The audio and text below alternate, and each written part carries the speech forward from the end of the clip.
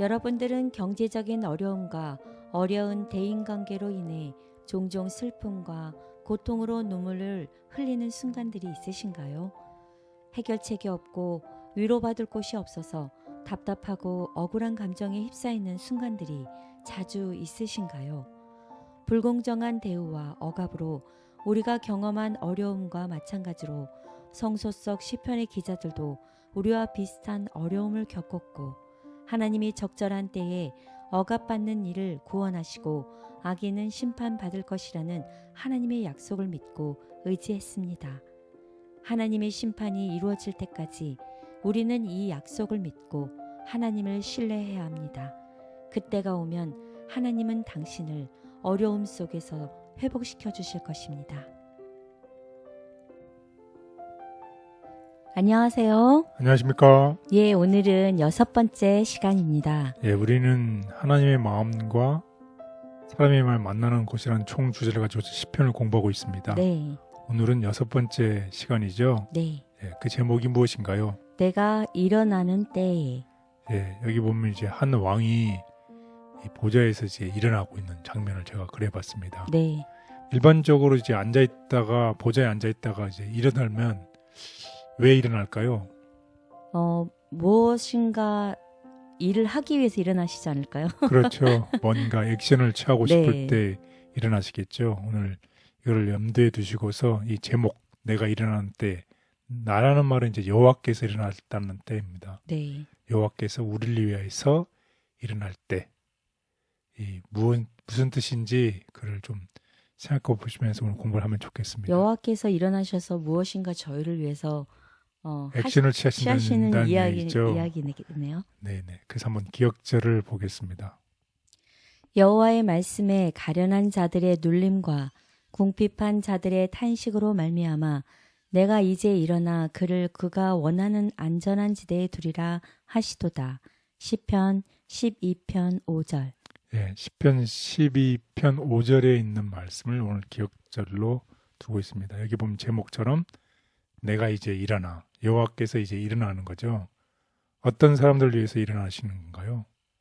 가련한 자들, 그 다음에 궁핍한 자들의 정말 그 탄식, 마음속에 있는 말할 수 없는 사일렌트 프레이 리퀘스트를 하나님께 올렸을 때에 여호와께서 더 이상 참지 못하고 어떻게 일어나는 거죠. 그리고 일어나서 액션을 취하시고 그 모든 사람들 어떻게 안전한 곳에 두리라는 것입니다. 우리 아까 그 첫 번째 있었던 그림처럼 이 목자가 이 양들을 안전한 곳에서 이렇게 테이크해야 하잖아요. 예, 지난주에 저희가 네, 그림을 봤죠. 예. 그렇게 하신다는 것입니다. 그래서 여기 있는 것처럼 처음에 이 왕이 어떻게 있어요? 앉아 계셨어요. 앉아 있죠. 네. 그 다음에 앉아 있다가 어떻게 하나요? 벌떡 일어나셨어요. 예, 일어나셨어요. 네, 이 굉장한 의미가 있는 거죠. 네. 그래서 내가 일어나는 때 결국 무엇이 있다는 것인가요? 하나님의 심판, 하나님의 심판인데 이 심판이 어떤 심판인가요? 공의롭다는 것입니다. 정의롭다는 것이에요. 이 세상에 사는 것처럼 이 불공평하거나 불의하거나 하지 않고 하나님께서는 모든 사람들의 아픔과 염려와 마음속에 말할 수 없는 이 탄식을 들으신다는 것이에요. 그리고 하나님께서 일하신다는 것이에요. 그 일하사는 목적은 뭐냐면 이런 억압받는 자를 어떻게 하시는 거예요? 구원하신다는 것이에요. 그 사람들의 소리를 듣고 이제 행동하신다는 것이에요. 또 반면으로는 이런 사람들을 압제했던 이 악인들을 어떻게 하신다는 것이에요. 악인들을 멸망시킨다는 것입니다. 그래서 결국 오늘은 하나님께서 심판하시는 그때를 우리가 기다리며 하나님의 때에 우리가 하나님의 심판을 맡긴다는 것입니다. 때로는 우리가 불공평해서 막 어떻게 뭘 하고 싶을 때가 있잖아요. 네. 쉽게 얘기하면 복수하고 싶을 때 있잖아요. 오늘 공부할 수 있겠지만 시편의 기자는 하나님께 어떻게 부르셨습니까? 우리를 압제하는 사람들을 어떻게 해주십시오? 복수해 주십시오라고 기도를 합니다. 보통 신앙인으로서는 용서해 주세요. 사랑해 주세요. 이래야 되는데 복수를 하게 해달라는 구절도 있나요? 예, 그렇습니다. 이 시편 기자는 이런 사람들을 위해서 하나님 복수해 주십시오. 근데 중요한 것은 그 복수의 주체자가 누구라는 것이에요. 내가 복수하는 것이 아니라 하나님께 복수해 달라고 탄원하는 것입니다. 아, 대신 하나님께서 나를 대신해서 복수해 달라고요? 예. 그러니까 이 복수의 주체를 하나님께 맡기는 거죠. 우리가 하는 것이 아니라 하나님, 왜냐하면 하나님이 공의로우신 분이잖아요. 네. 공의로우신 하나님께 이 모든 자기의 케이스, 심판의 케이스를 하나님께 맡기는 거죠. 하나님, 내가 이런 불의한 일을 당했습니다. 정말 분하고 억울합니다. 하나님께 맡깁니다. 하나님, 이 사람을 복수해 주십시오. 이런 시편의 이야기가 있다는 것을 오늘 공부해 보도록 하겠습니다. 그래서 오늘 공부할 내용들은 시편 기자가 고난이나 불의가 정말 내가 봤을 때 내가 고난당하고 이런 불의 때문에 내가 힘들고 있을 때에 뭐라고 하나님께 외칩니까? 여호와여 일어나라. 예, 하나님 일어나십시오. 예. 이렇게 외친다는 것입니다. 하나님의 액션을 요구한다는 것입니다. 이 부르짖음의 직면에서 주님은 오늘 공부할 내용인데 어떤 사람처럼 전사처럼. 전사가 싸움의 전쟁터에 나가는 용사를 얘기하는 거죠. 네.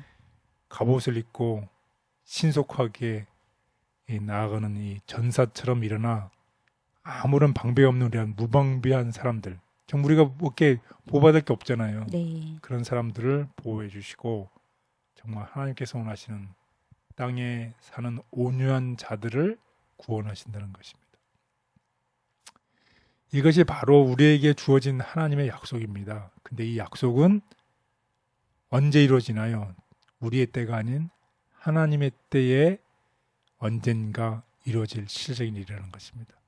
시편 기자는 우리의 때가 아닌 우리의 때, 우리의 마음대로 이렇게 복수하는 것이 아니라 하나님의 때, 심판의 때가 이루어질 것이라고 강조하며 그날을 위해서 기도하는 것입니다.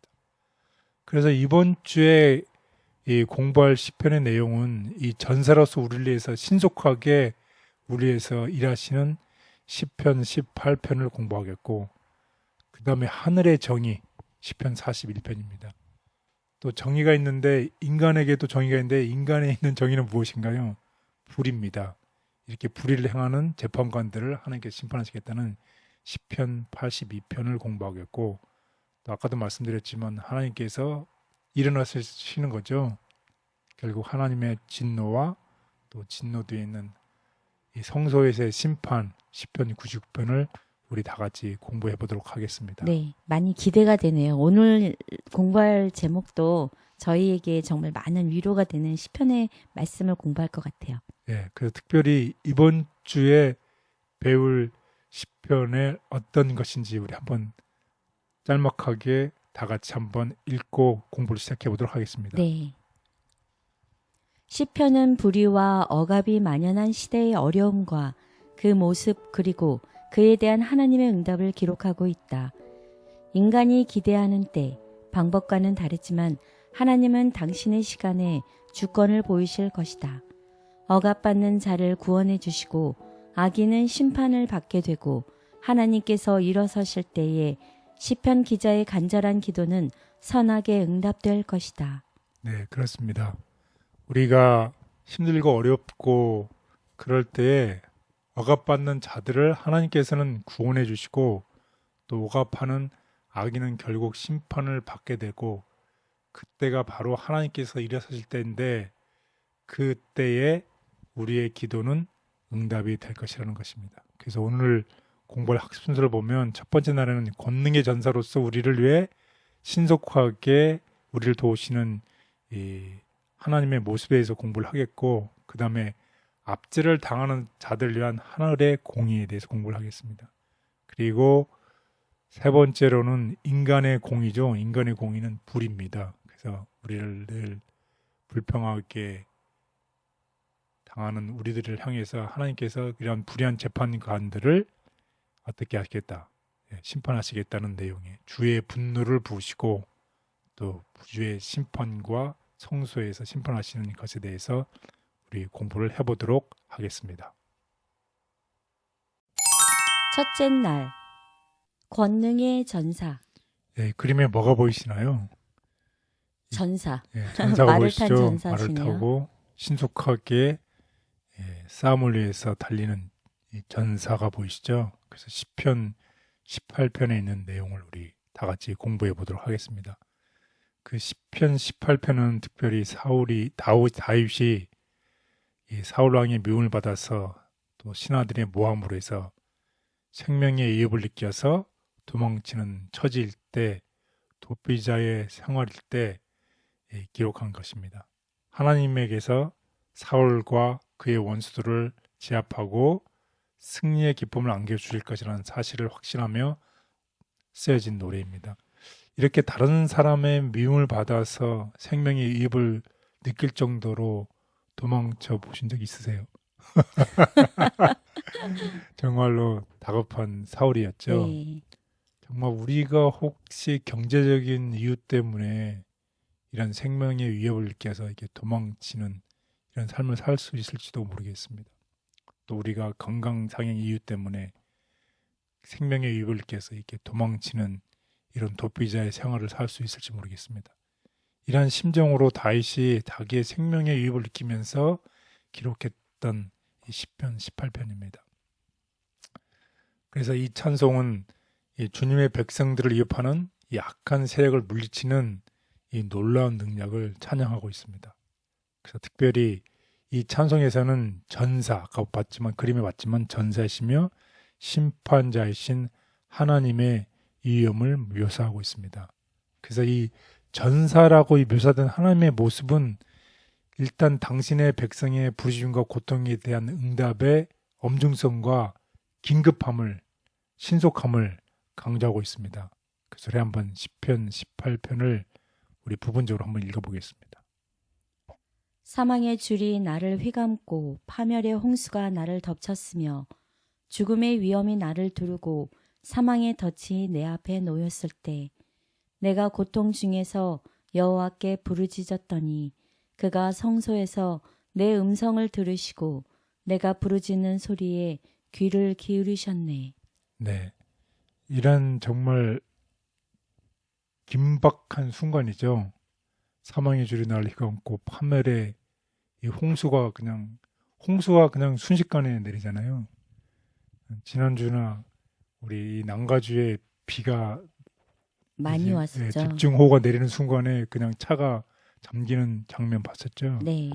순식간에 나를 덮치는 그런 위험의 순간에 어떻게 했더니 여호와께 부르짖었더니 여호와께서 내 음성을 들으시고 내 소리에 귀를 기울이셨다는 이 시편 18편입니다.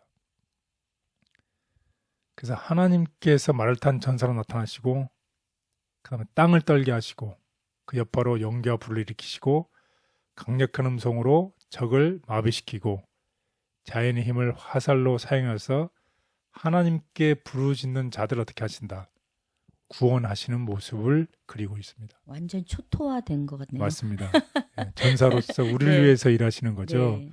그래서 하나님의 행동의 결단력과 위대함은 정말 고통받는 자들에 대해서 하나님께서 내가 너희를 돌본다는 또 너희를 불쌍히다는 큰 돌봄과 연민 또 그것뿐만 아니라 악을 물리치시는 하나님에 대한 능력에 대한 의구심들을 사라지게 하는 시편 18편입니다. 멋진 장면인 것 같아요. 그렇습니다. 네. 그래서 우리는 하나님께서 중재하실 그때를 어떻게 하기만 하면 된다. 기다리기만 하면 된다. 하나님의 때를 기다리는 것이 우리에게 필요합니다. 그래서 우리 한번 시편 18편 한번 멋있는 구절을 한번 다시 읽어보겠습니다. 시편 18편 16절 그가 높은 곳에서 손을 펴사 나를 붙잡아 주심이여 많은 물에서 나를 건져내셨도다. 나를 강한 원수와 미워하는 자에게서 건지셨으며 그들은 나보다 힘이 세기 때문이로다. 그들이 나의 재앙의 날에 내게 이르렀으나 여호와께서 나의 의지가 되셨도다. 네, 그렇습니다. 아까는 홍수처럼 우리에게 밀려오더라도 그런 많은 물에서 우리를 건져내시고 또 강한 원수, 아무리 우리를 둘러싸고 있는 강한 원수와 미워하는 자들이 우리보다 강하다고 하지만 더 강한 이 전사 되신 하나님께서 재앙의 날에 우리를 구원하실 것을 믿는 우리 모두가 되기를 바라겠습니다. 아멘. 전사로 나타난 하나님의 모습은 종들의 울분과 고통에 대한 긴급하고 엄중한 응답을 뜻한다. 우리의 전쟁도 주님께서 대신 싸우시고 구원하심을 신뢰할 수 있다. 주님께서 싸우시며 영광은 주님의 것. 여리고를 탈취한 승리는 백성들의 전쟁이나 과시에 의한 것이 아니었다. 여호와의 군대 장관이 하늘 군대를 인도하셨다. 전쟁은 주님의 전쟁이었으며 싸움을 싸우신 분은 다름 아닌 주님이셨다. 이스라엘 자손들은 손 하나 까딱하지 않았다. 승리와 영광은 주님의 것이었고 전리품도 그분의 것이었다.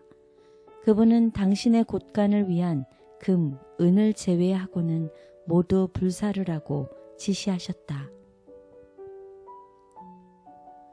매일 전쟁 같은 삶을 다투는 저희에게 하나님의 권능을 약속하셔서 감사합니다. 때로 저희는 많이 지치고 무력함을 느낄 때도 있습니다. 어떻게 싸워야 할지 모르는 끝없는 싸움이지만 주님께서 권능으로 서시고 도와주셔서 승리하게 하옵소서. 예수님의 이름으로 기도드렸습니다. 아멘. 둘째 날, 압제 당하는 자를 위한 공의. 예, 압제를 당하는 자를 위한 공의. 하늘의 공의죠. 여기서 이제 압제 당하는 사람들이 어떤 사람일까요? 우리 한번 어떤 사람들이 압제를 당하고 힘든 사람인지 우리 한번 이 시편을 통해서 한번 알아보도록 하겠습니다. 시편 9편 18절. 궁핍한 자가 항상 잊어버림을 당하지 아니하며 가난한 자들이 영원히 실망하지 아니하리로다. 시편 40편 17절. 나는 가난하고 궁핍하오나 주께서는 나를 생각하시오니 주는 나의 도움이시오 나를 건지시는 이시라. 나의 하나님이여 지체하지 마소서. 시편 113편 7절. 가난한 자를 먼지 더미에서 일으키시며 궁핍한 자를 거름 더미에서 들어 세워. 예, 여기 보면 어떤 사람들이 반복해서 나오나요? 궁핍하고 가난한 자. 예, 그렇습니다. 궁핍하고 가난한 자. 이런 궁핍하고 가난한 자들을 잊어버리지 않고 실망시키지 않으시고 이렇게 일으켜 세우시는 주님의 모습을 볼 수 있습니다. 그래서 여기 특별히 가난하고 궁핍하다는 표현을 많이 쓰고 있죠. 이것은 물질적으로 정말 어렵고 빈곤한 것뿐만 아니라 그들의 정말 취약성, 무력함 이런 것까지도 의미를 하고 있습니다.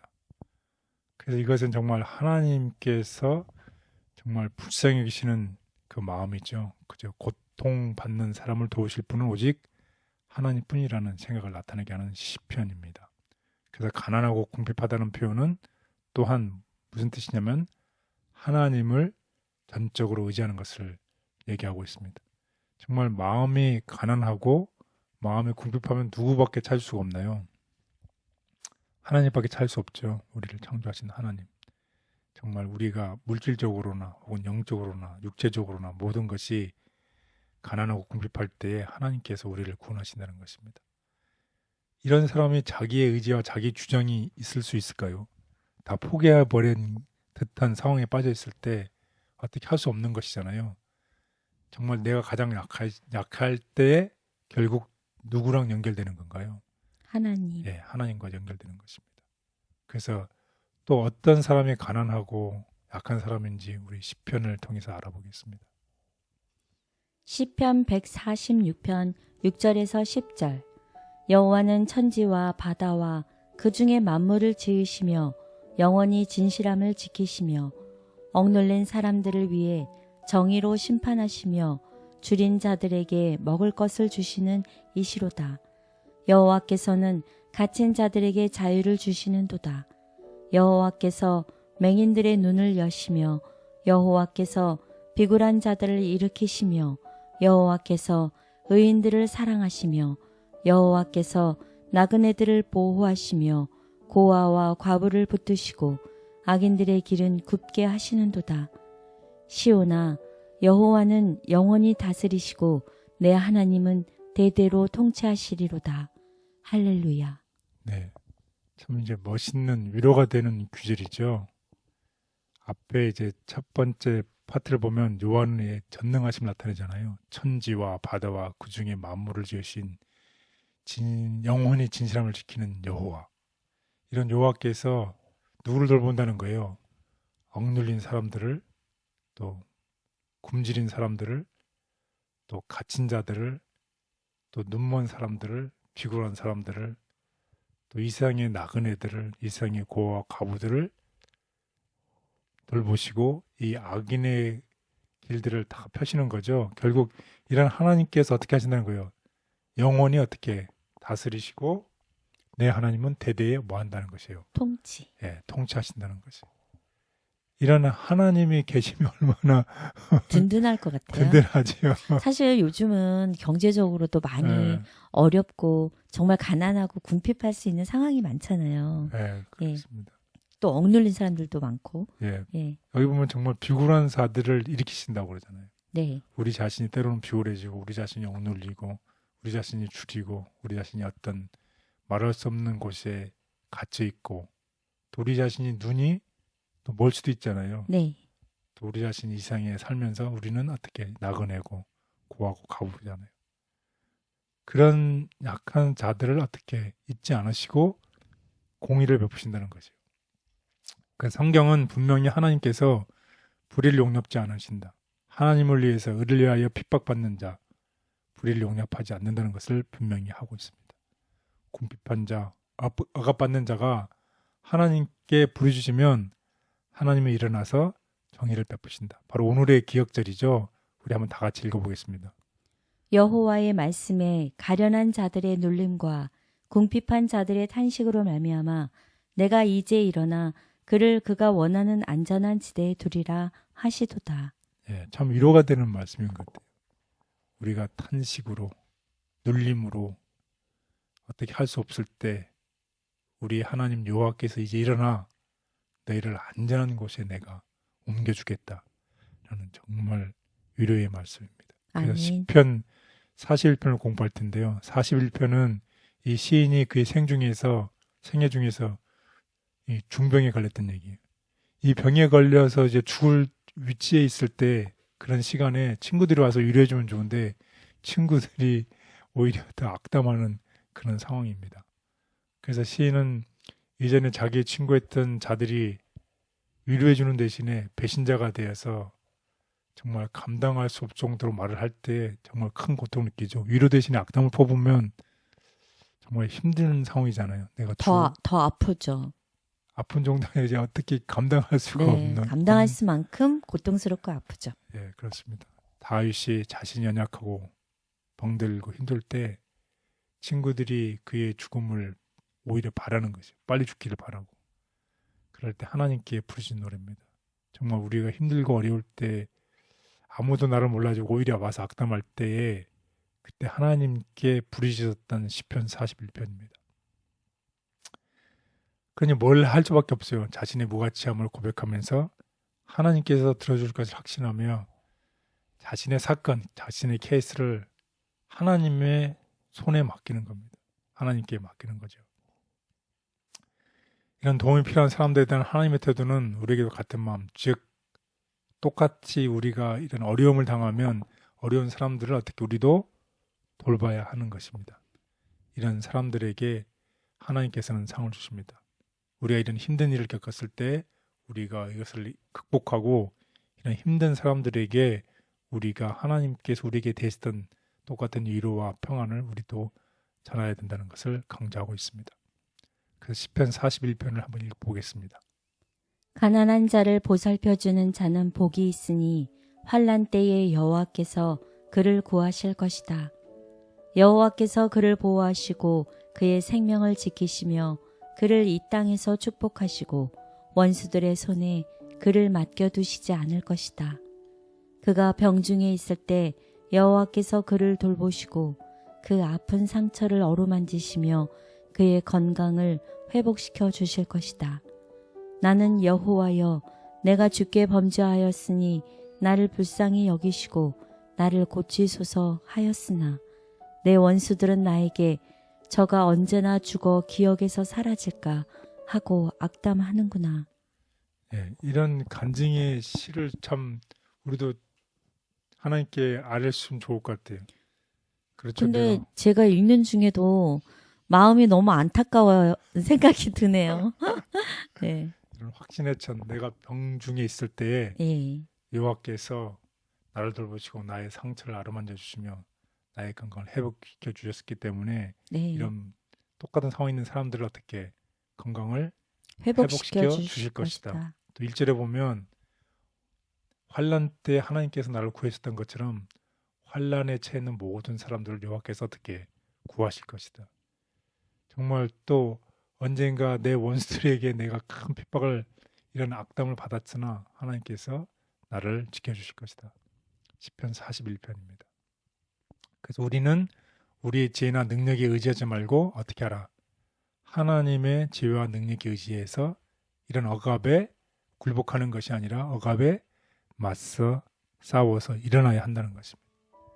굴복하는 것이 하나님의 뜻이 아니고 하나님의 지혜와 능력에 의지해서 이 억압의 힘든 상황을 맞서서 일어나라 해야 된다고 얘기하고 있습니다. 왜냐하면 하나님께서만이 공의롭게 행동할 수 있고 하나님만이 모든 학대와 억압받는 사람을 돕는 일에 소홀한 사람들 모두 심판하실 것이라는 것입니다.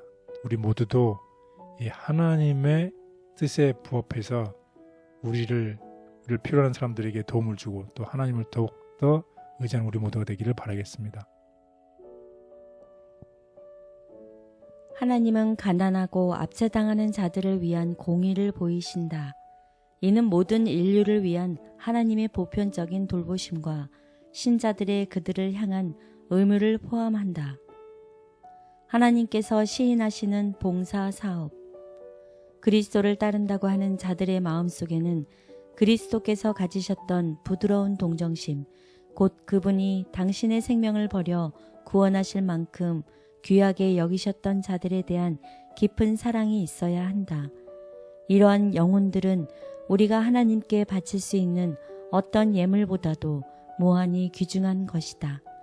궁핍한 자를 돌아보지 않고 낯선 사람의 권리를 무시하면서 외형적으로 위대한 사업에 온갖 정력을 기울이는 일은 하나님께서 시인하시는 봉사가 아니다. 우리를 위해 낮아지시고 가난한 자와 함께 하시는 예수님의 자비하심을 찬양합니다. 저희는 교만해서 아무리 노력해도 주님처럼 낮아질 수가 없습니다. 주께서 어려운 자들을 위해서 보이신 사랑을 조금이라도 더 닮도록 도와주옵소서. 예수님의 이름으로 기도드렸습니다. 아멘. 셋째 날, 너희는 언제까지 불의하게 판단하려 하느냐? 예, 인간의 이 불의에 대해서 얘기를 하고 있습니다. 시편 82편 언제까지 불의하게 판단하려 하느냐? 하나님의 이 공의는 항상 공평하고 좋은데 인간의 이 불의 언제까지 불의하게 판단하려 하느냐? 시편 82편입니다. 이 특별히 이 이스라엘을 쥐락펴락하는 불의한 재판관들에 대한 하나님의 신문입니다. 그래서 하나님의 의미에 따라 재판하는 사람들을 신들이라고 시편 80편 1절에는 얘기를 하고 있습니다. 그 하나님께서는 인간 재판관들이 어떻게 공평하게 재판해야 되는지를 시편 82편 3절에 4절은 얘기를 하고 있습니다. 그들이 올바르게 행하면 그들은 전능자의 아들로 간주가 되고 그들이 자기 마음 뜻대로 하면 뭐라고요? 신들이라고 얘기를 하고 있습니다. 신들이 그러니까 하나님의 위임에 따라 재판하는 사람들을 말하는 거예요? 예, 근데 이제 그 사람들이 어떻게 했다는 것이에요.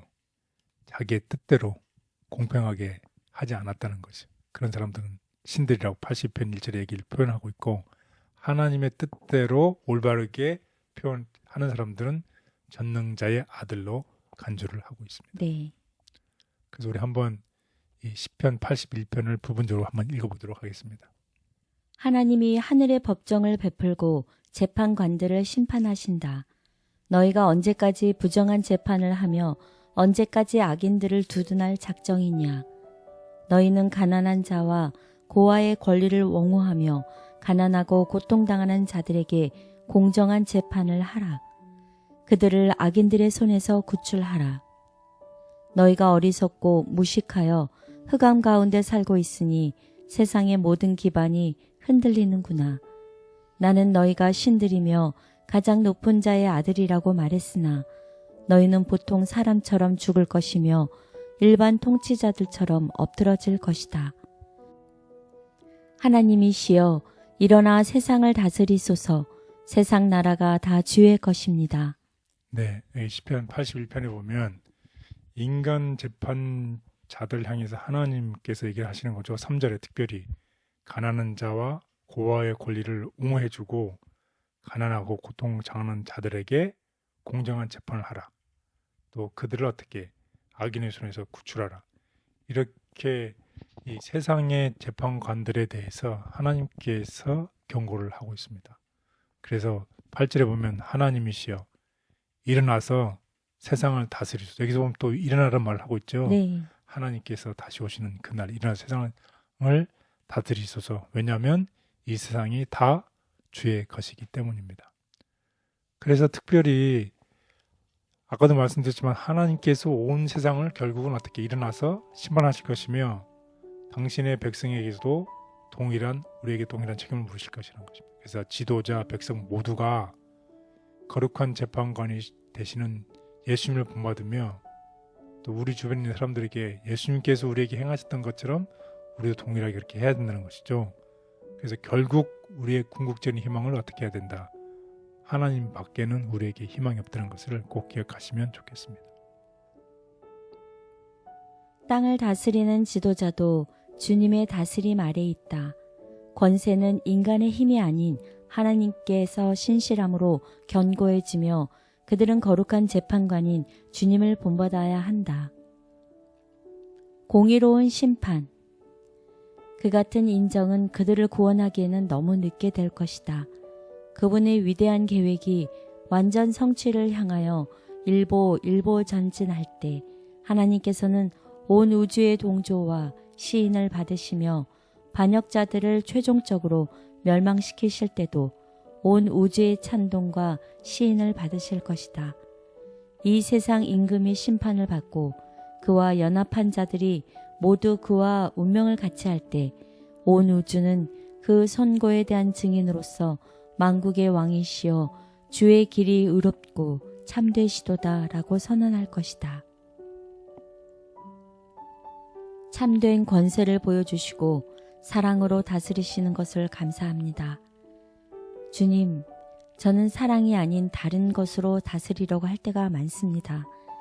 자신을 다시 돌아보며 회개하오니 제가 주님의 사랑의 다스리심을 본받도록 도와주시기를 간절히 기도합니다. 예수님의 이름으로 기도드렸습니다. 아멘. 넷째 날, 주의 분노를 부으시며. 예, 주의 분노를 부으시며 시편 77편입니다. 하늘의 분노, 심판에 대해서 얘기를 하고 있는데 이 시편을 보면 시편에 우리가 이 하나님은 자비하시고 노하심을 더디하시고 용서하시는 이런 하나님이라고 이렇게 표현을 많이 하잖아요. 네. 그런데 이 복수해달라고 진노를 부어달라고 간구하는 시편이 있어요. 네. 그 특별히 한번 시편 94편 한번 보겠습니다. 시편 94편 1절 2절 여호와여 복수하시는 하나님이여 복수하시는 하나님이여 빛을 비추어 주소서. 세계를 심판하시는 주여 일어나사 교만한 자들에게 마땅한 벌을 주소서. 예, 벌을 달라고 간구하는 기도잖아요. 진짜 복수해달라는 기도가 있네요. 예, 그 얘기 보면 아까도 말씀드렸지만 주여 일어나사 무엇을 위해서 일어나달라는 것입니까? 교만한 자들에게 벌을 주라고. 예, 그렇죠. 벌을 주는 거죠. 심판을 위해서 일어나시는 주여 일어나시는 거예요. 그래서 복수를 해달라고 얘기를 하는, 진노를 부어달라고 간청하는 시편입니다. 그래서 우리가 봤던 것처럼 어떤 자신이나 백성들을 위협하거나 또 해를 끼친 개인이나 국가에게 뭐 해달라, 복수해달라고 하나님께 간청하는 것입니다. 그 원수를 사랑하라는 성경의 원칙과 명백한 불일치죠. 네. 복수해달라. 그렇지만 어떻게 하다는 것이요. 정말로 자신뿐만 아니라 다른 사람들에게 자행되는 악에 대해서 이런 사람들을 어떻게 복수해달라는 것입니다. 그래서 한번 구체로 한번 보겠습니다. 어떤 기도였는지 시편 69편을 통해서 한번 보겠습니다. 시편 69편 22절에서 28절. 그들의 밥상이 올무가 되게 하시며 그들의 평안이 덫이 되게 하소서. 그들의 눈이 어두워 보지 못하게 하시며 그들의 허리가 항상 떨리게 하소서.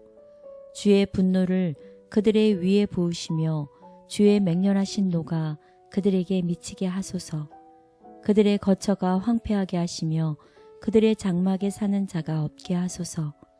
무릇 그들이 주께서 치신 자를 핍박하며 주께서 상하게 하신 자의 슬픔을 말하였사오니 그들의 죄악에 죄악을 더하사 주의 공의에 들어오지 못하게 하소서.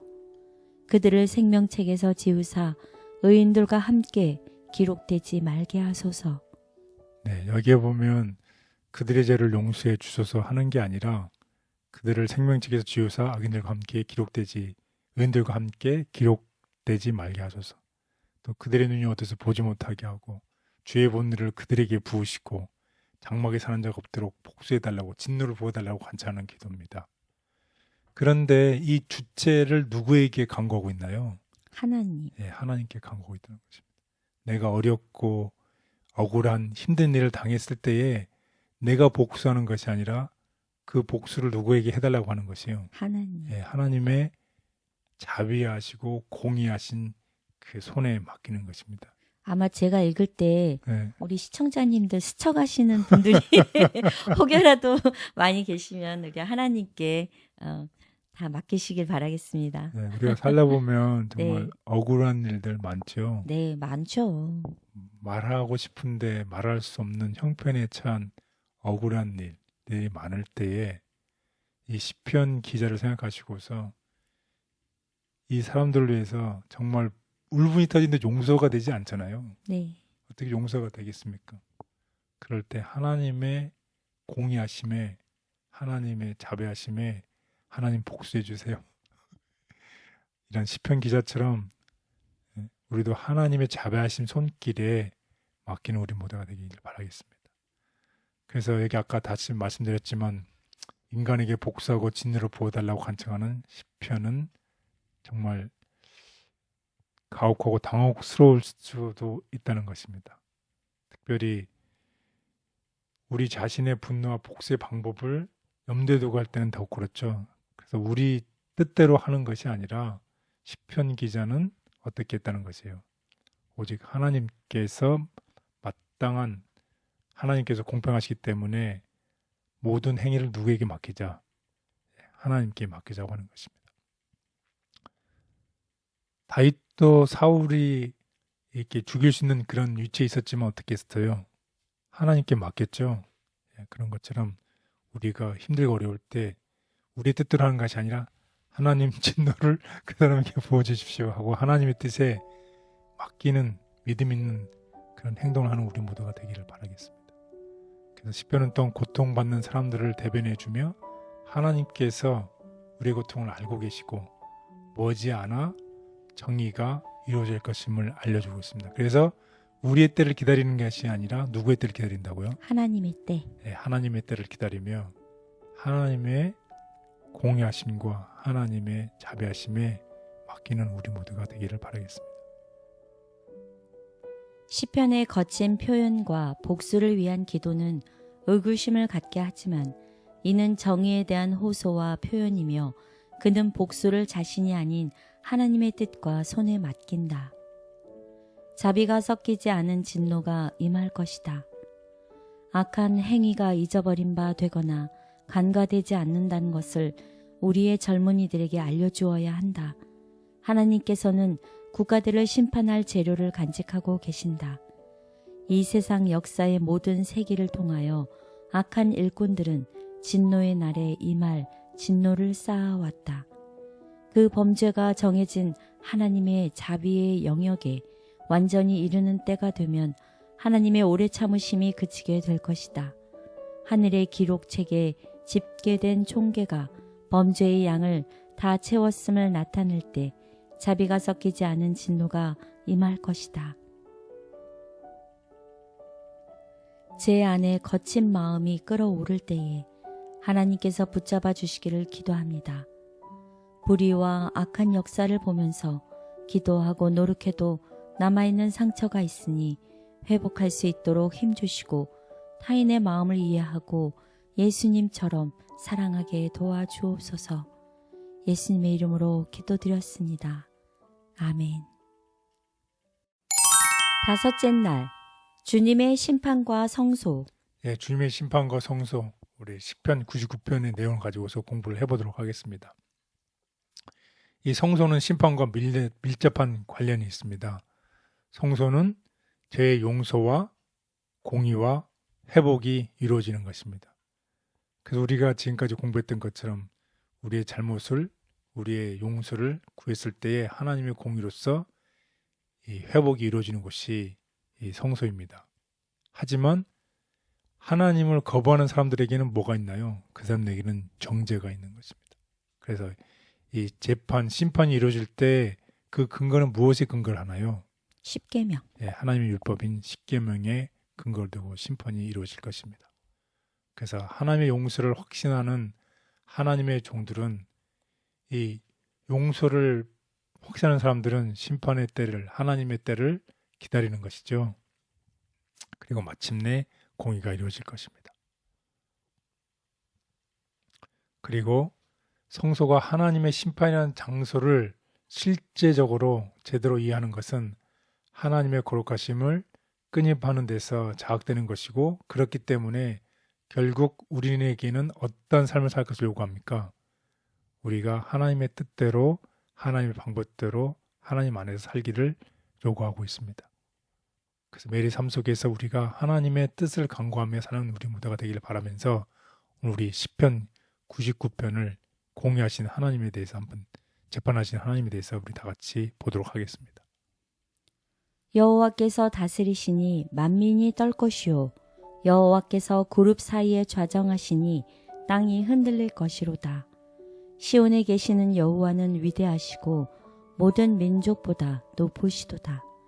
주의 크고 두려운 이름을 찬송할지니 그는 거룩하심이로다. 능력 있는 왕은 정의를 사랑하느니라. 주께서 공의를 견고하게 세우시고 주께서 야곱에게 정의와 공의를 행하시나이다.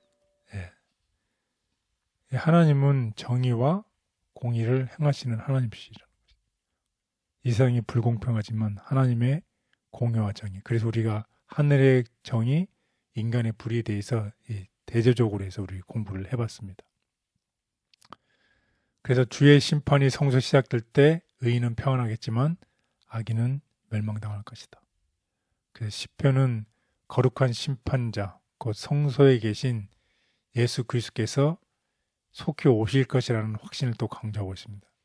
결국 시편을 통해서 예수 그리스도께서 다시 오실 것이라는 것이 시편 98편에 기록되어 있어요. 이런 예수 그리스도께서는 우리의 모든 형편을 아시잖아요. 그러니까 가장 잘 우리의 형편을 아시기 때문에 가장 잘 재판자로서, 심판자로서 공의롭게 심판하실 것입니다.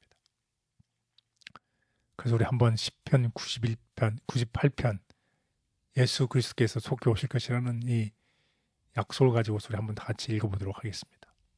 새 노래로 여호와께 노래하라. 그가 놀라운 일을 행하시고 그 능력과 거룩한 힘으로 큰 승리를 얻었다. 여호와께서 그의 구원을 알리시고 그의 의를 온 세계에 나타내셨다. 온 땅이여 여호와께 기쁨으로 노래하라. 노래와 즐거운 소리로 그를 찬양하라. 여호와께 찬송하라. 수금으로 찬양하라.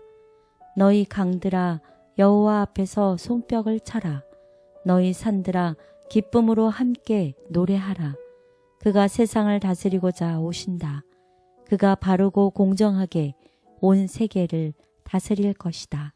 네, 그렇습니다. 우리가 사는 세상은 힘들고 어렵고 때로는 우리가 불공평한 취급을 당하고 힘들 때에 우리가 공의로우신 하나님께 우리가 기도하고 우리의 복수를 하나님께 맡기고 하나님의 뜻에 맡길 때에 이 세상에 오셔서 우리와 같이 똑같은 경험을 하신 예수 그리스도께서 이 세상에서 경험하셨던 그 경험 때문에 우리를 가장 잘 아시고 우리를 가장 잘 이해하시고 그런 예수 그리스도께서 이 땅에 속히 오셔서 이 세상을 공정하고 온 세계를 다스릴 것입니다. 그렇기 때문에 오늘 우리의 삶을 살면서 우리의 때가 아닌 여호와의 때를 기다리며 우리의 삶을 여호와께 맡기고 하나님께 우리의 삶을 온전히 맡기고 하나님의 인도하심을 구하는 우리 모두가 되기를 바라겠습니다. 아멘.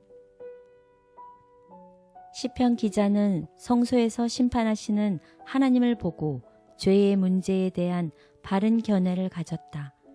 그곳은 그분의 법을 따라 은혜를 베풀고 또 심판을 베푸는 곳이다. 성소에서 진행되고 있는 심판 사업. 심판은 오늘날 하늘에 있는 성소에서 진행되고 있다. 이 사업은 오랫동안 계속되어 왔다. 얼마나 신속히 오늘날 살아있는 자들의 사건이 취급될지 아무도 모른다. 엄숙하신 하나님 앞에 우리의 온 생애가 드러날 것이다.